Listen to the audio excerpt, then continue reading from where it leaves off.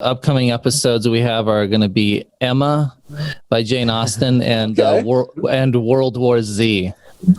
Two classics. Now, A lot of helpful lessons. Which of you indulges in Emma? I do. Every business is unique. But the ups and downs we experience as we launch and run our businesses are pretty similar. We're Harmon Brothers, the team behind Pooping Unicorns and other weird but successful video ads you've probably seen. We help businesses grow through unforgettable video marketing, and we're no stranger to tricky situations. In fact, we embrace them. The goal of this podcast is to show how your crappy circumstances could be the golden opportunity that leads to your next success. You're watching Poop to Gold. Welcome back to From Poop to Gold. I'm Benton Crane, your co-host and the CEO of Harmon Brothers. I'm excited for today's show because I have two guests here with me, and these two guests are part of the reason why Harmon Brothers are known for entertaining and funny ads. Now, of course, we're known for ads that sell and that drive millions of dollars in revenue, but part of the success is that those ads are hilarious. And two of my guests today have written on several of our ads, and they've even been the lead writer on several of our ads. I have with me Mr. Dave Vance and Kellen Erskine. Welcome to the show, guys. Hey. Thank you. It's good to be here. Yeah. Now, the reason they're here as a joint interview, they're both here together, is because they are now the co-hosts of a podcast called The Book Pile. And The Book Pile is a podcast where they review books and mix in enormous amounts of comedy at the same time. So you get a great book review and you get entertainment at the exact same time. Real quick, give us the overview about The Book Pile, guys. Yeah, I think of it as a book. I think of it as a podcast where we lure you in with comedy and then make you learn things against your will. So every episode is like a 30-minute episode on a given book, usually nonfiction, but we have been doing a smattering of fiction, and we just summarize key lessons and say mean things to each other. Give us an example of a few of the books you've covered. So we've done Steve Jobs, Outliers, The Power of Habit. We've done now 3 of the Harry Potter books, Old Man and the Sea. Just kind of a wide array of helpful and educational nonfiction books, and then our favorite self-indulgent fiction books.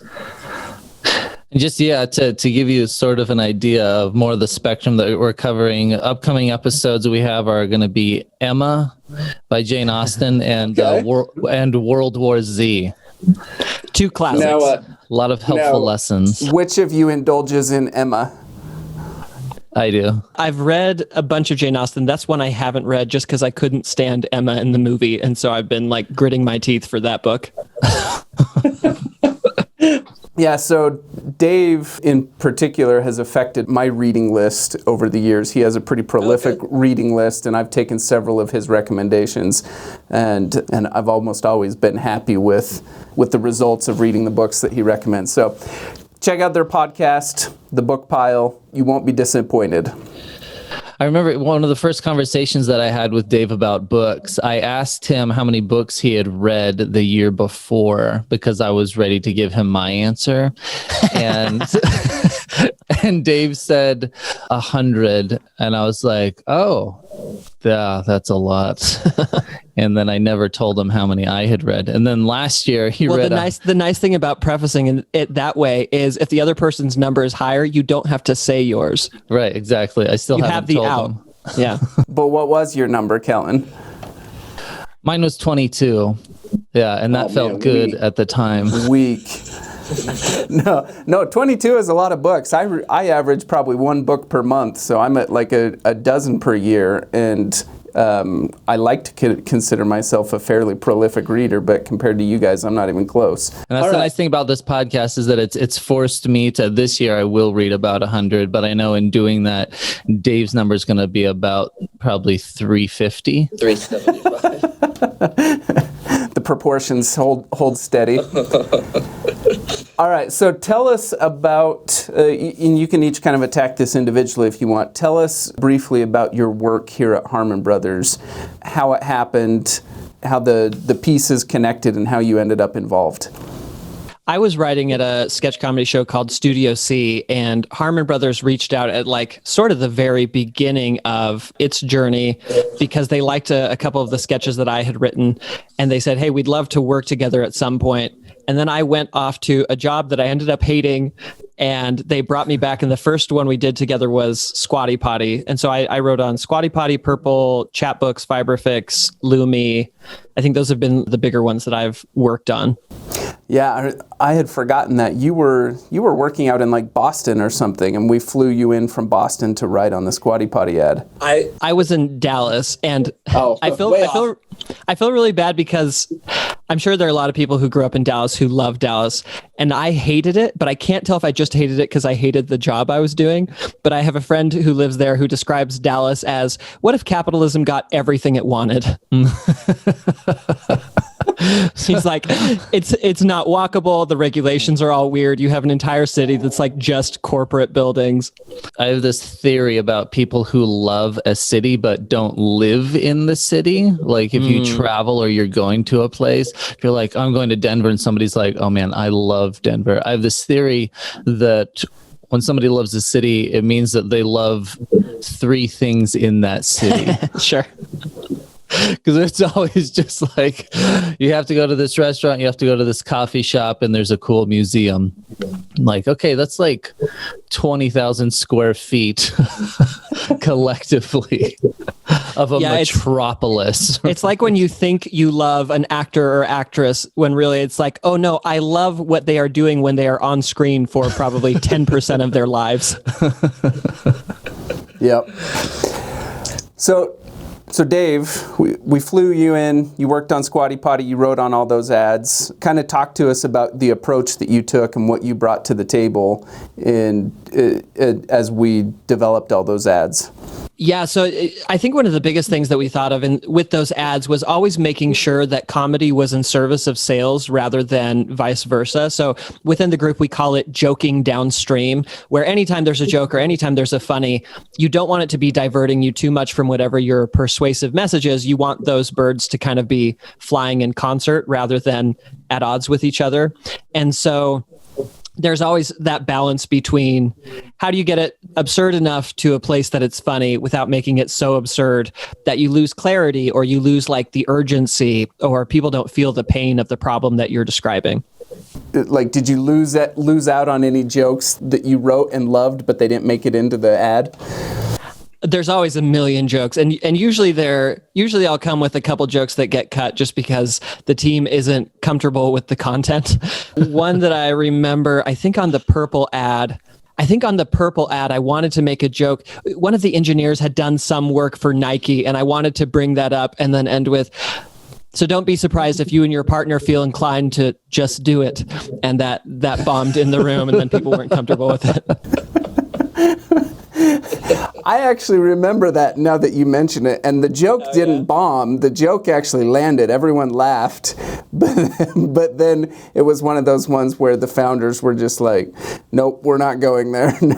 I honestly don't have a great memory for which jokes get rejected because I've gotten to the point where my strategy is kind of that of like a salmon parent, where it's like, if I just have a ton, a lot of them are going to die, but hopefully enough get through that I like leave my legacy. You know what I mean? So you forget the ones that die really quickly. Like if I were Marlin and Finding Nemo, I'd be like, well, guess that batch died.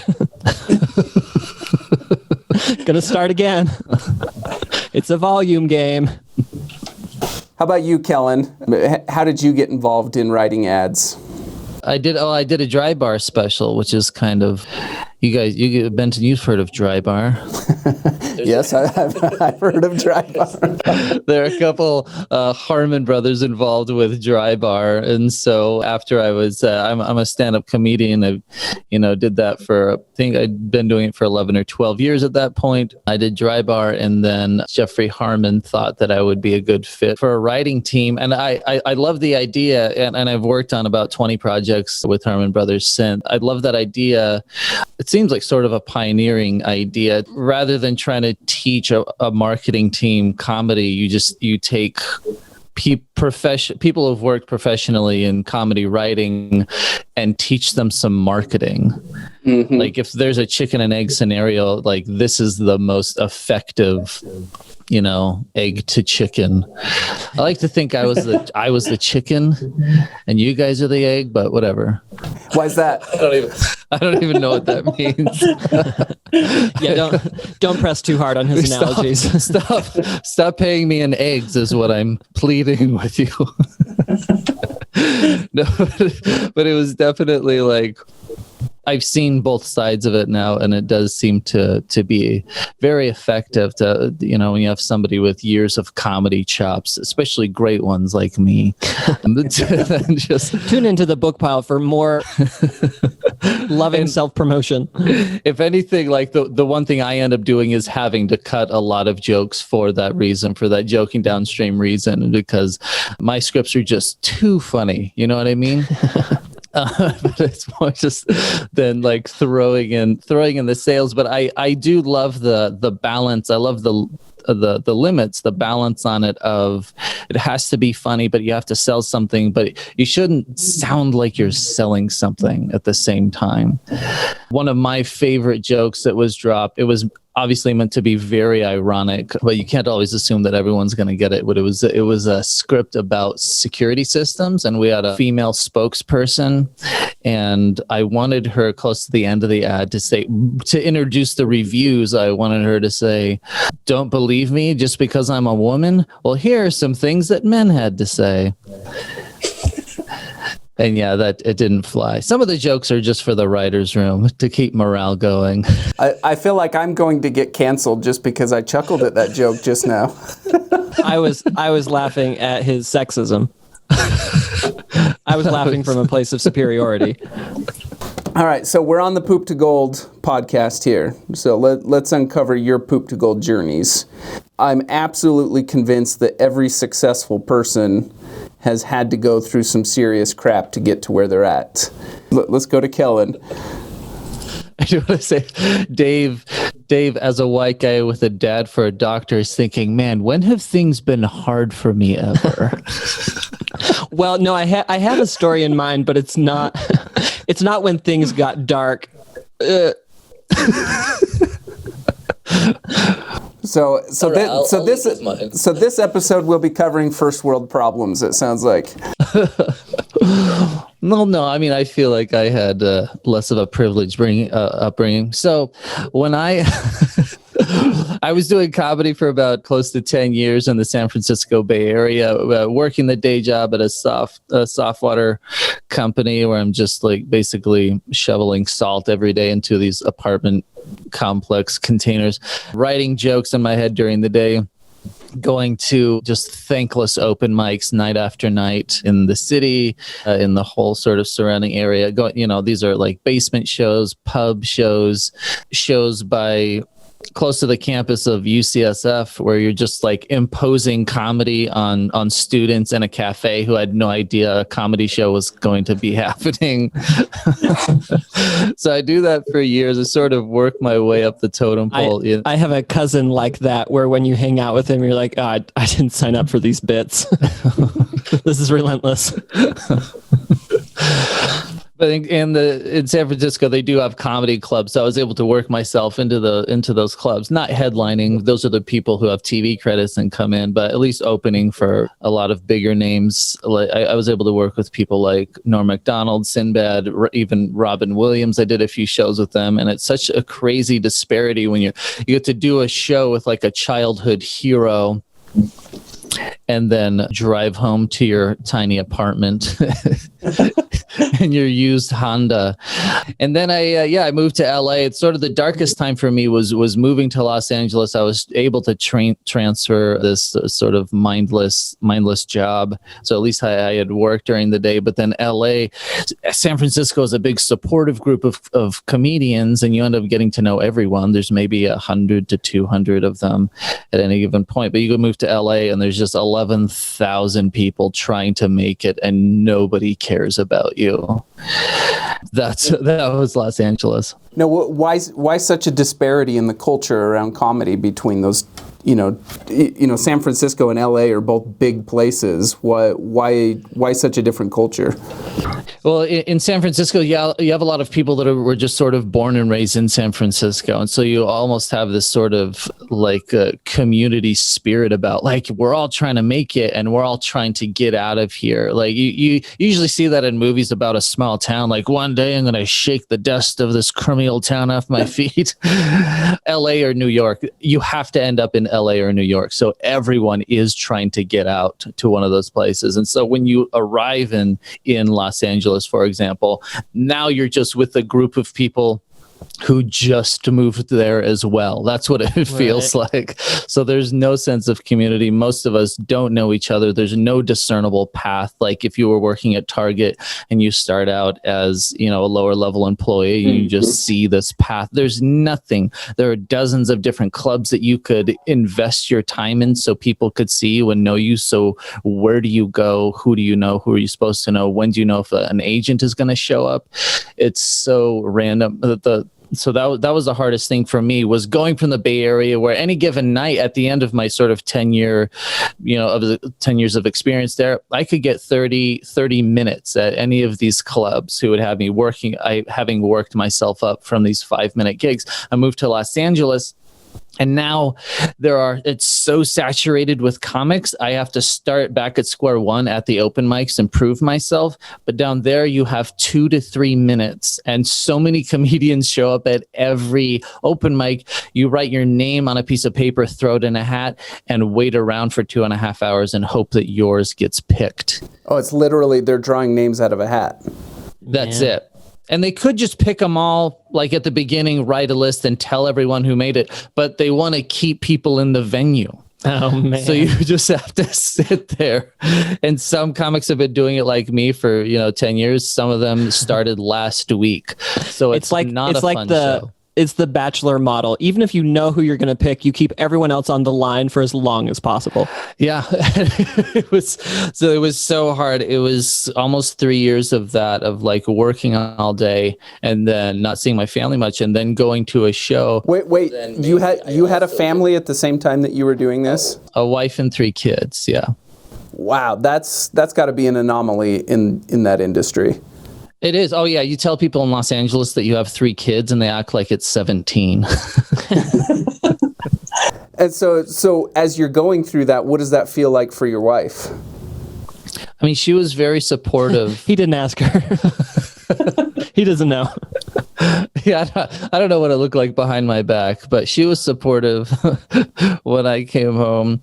And it was nice. When I started comedy, I wasn't married or anything. So at least I was like, I was on this trajectory, seemingly like in the Bay Area, of like every year I was making a little more money. It looked like there was a way out.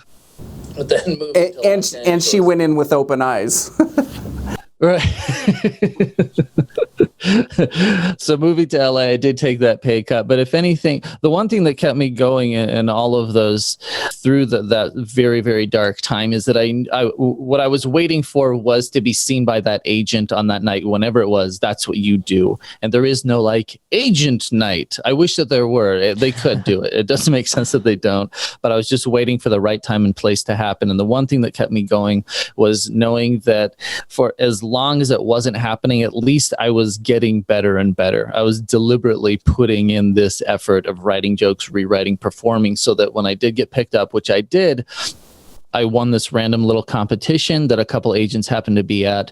Both of them asked me to lunch the next day, and I got to choose sort of between, the 2 boys.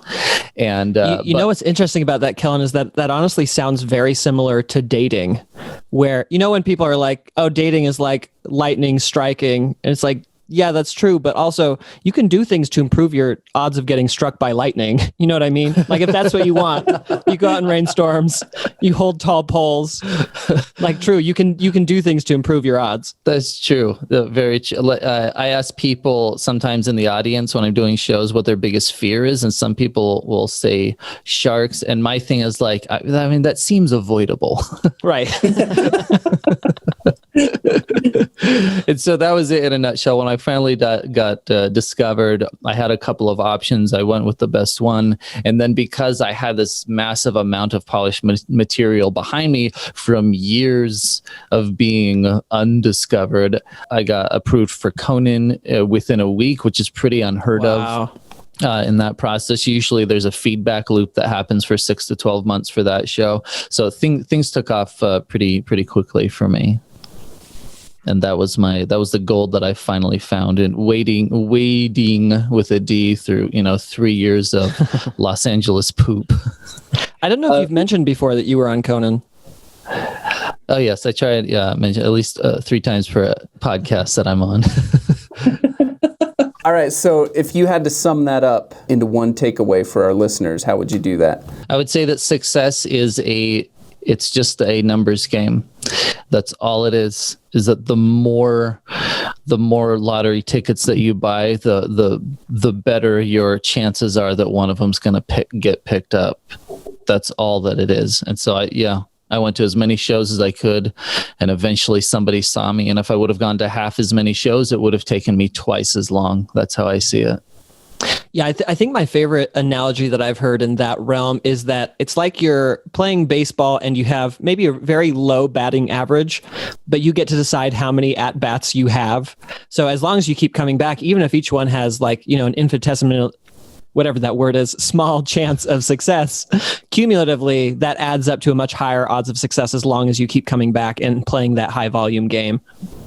It's like salmon parenting. Like salmon parenting, yeah. That's a good analogy, Benton. Thanks.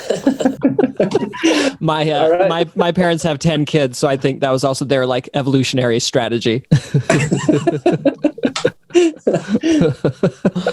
All right, let's go back to Dave. Let's hear your privileged first world poop to gold journey. So I would say one of my most pivotal moments in my life was the month that I was transitioning from my straightforward conformist day job to writing ads and comedy full time. It was also the month that Squatty Potty came out. So for a little bit of context, I grew up my whole life thinking I was supposed to be a doctor just because, my dad's a doctor and that was just kind of the expectation. And I always had in my head as a kid, but I'll write at night because I love writing. I think I wrote my first short story when I was 9. We had just read Lord of the Rings. I wrote this short story about elves. I got bored at the end. So the last line is, it was a tough battle, but in the end, the elves died. And I don't know that my endings have gotten better since then.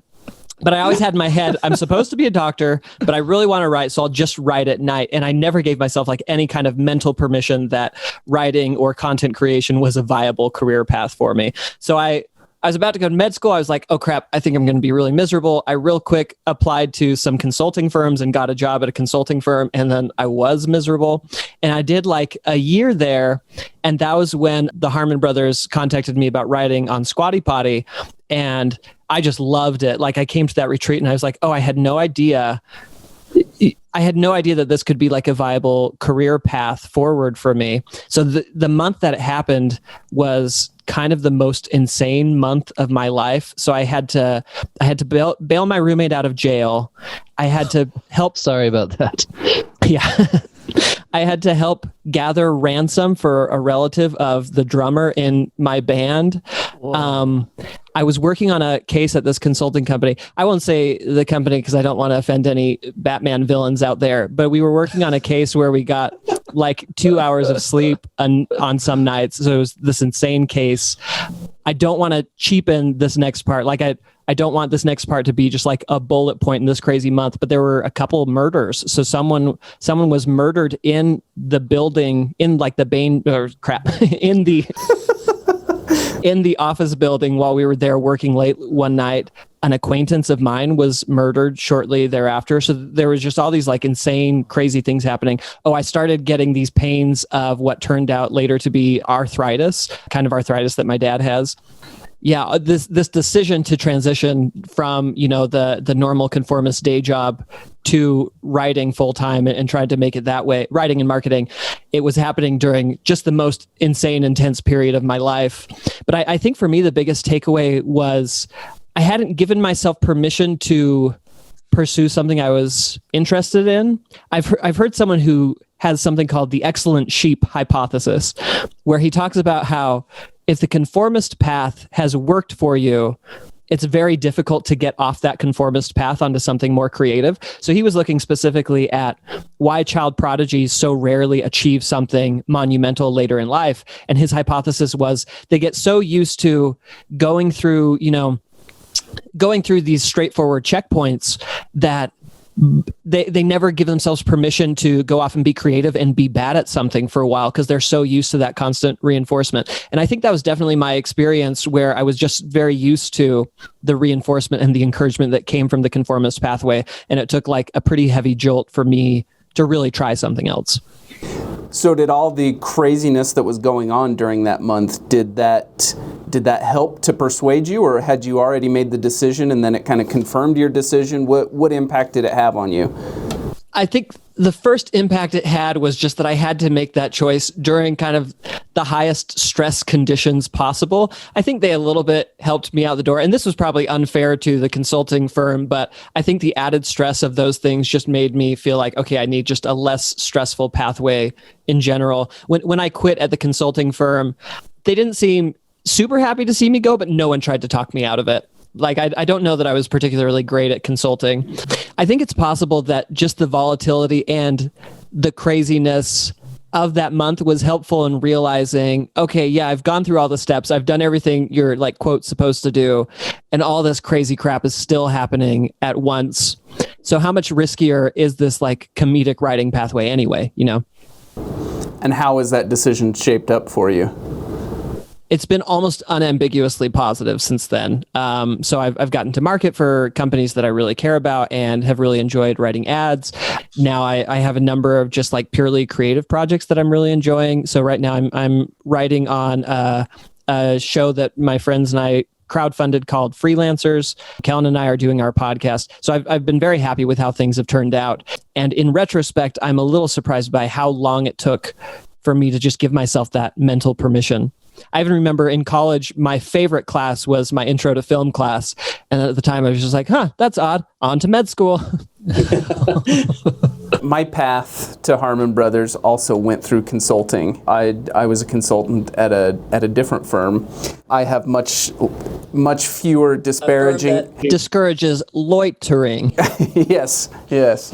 But I'm curious to know, when I turned in my resignation and I left the firm, I did it because we were about to embark on the Poopery campaign. But keep in mind, the Poopery campaign was not a thing yet, meaning it hadn't come out and been proven to be successful. At that point, it was just a poop spray that no one had heard about. And so I went to my manager and told her that I was leaving Deloitte so that I could go do marketing for Poopery, which is a poop spray. I wish I could see a recording of the room when that happened. Like, her face was just one of like complete dismay, and there was no way she could wrap her head around it or understand that decision. And it's one of those ones that at the time it seemed like an absolutely, crazy decision to uproot my family and move them across the country to go sell poop spray. But now looking back at it, I think that it's probably hands down the number one most pivotal and best decision that I ever made for my career. So it's crazy how the right path, it can shape up to not be the right path at all.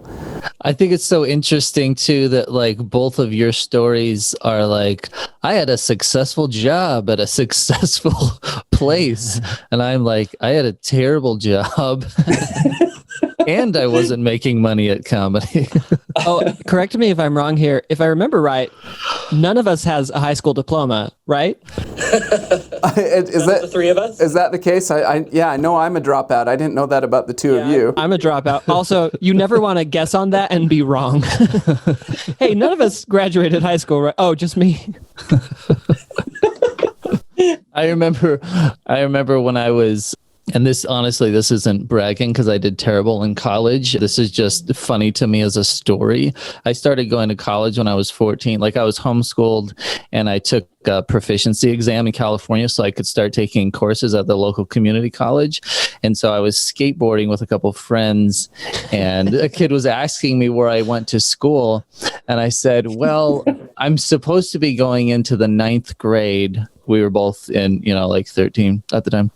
I said, I was supposed to go into 9th grade, and this other kid cuts me off and he goes, oh, me too, but I got held back a year. And I was like, yes, bye. I love that story about you doing awful in those classes, because I want to see that news story that's like, this 14-year-old is doing college classes badly. Yes, definitely. Yeah, I was not that prodigy on Oprah who went to Harvard when they were 7. I just sort of found a loophole in the education system. And yeah, I did well in English and stuff and terrible in everything else. It's honestly, this is making me realize that in all those cool, like, prodigy stories, they never tell you what grades those kids are getting. It's true. Maybe we don't want to look too closely. Well, guys, it's been fun having you on the show. Thanks for coming on. I appreciate you guys giving our listeners the opportunity to hear about your background, hear your stories. And of course, for our listeners, stay in touch with Dave and with Kellen. Go listen to their podcast, The Book Pile. And how about social media? Where are you guys most active? Instagram and Twitter, but Instagram seems to be the most effective. So yeah, Kellen Erskine comic, or just Google me. You'll find it. I don't really post comedic things on social media, but I do write songs on my Instagram, Dave L. Vance, if you want to come to me for a totally random and different reason. All right. Thanks again, guys. And for our listeners, Thanks so much. Make sure to like, share, and subscribe. We'll see you on the next one. At Harmon Brothers, we're known for what we call our hero campaigns. These are big nationwide campaigns for brands like Squatty Potty, Poopery, Purple Mattresses, Lumi Deodorant, and many others. What makes these campaigns special is that they've helped scale those businesses by tens of millions of dollars each. Now, companies reach out to us on a regular basis wanting a hero campaign. They want that type of growth, they want that type of branding, and they want that type of awareness. But the simple reality is, most businesses and entrepreneurs aren't yet quite ready for that level of growth. So we've built what we call a hero incubator that is designed to help entrepreneurs and companies prepare for a hero campaign and to be ready for the type of growth that they're looking for. The Hero Incubator starts with a marketing audit. We offer these marketing audits for free, and you can apply for one at harmonbrothers.com/audit.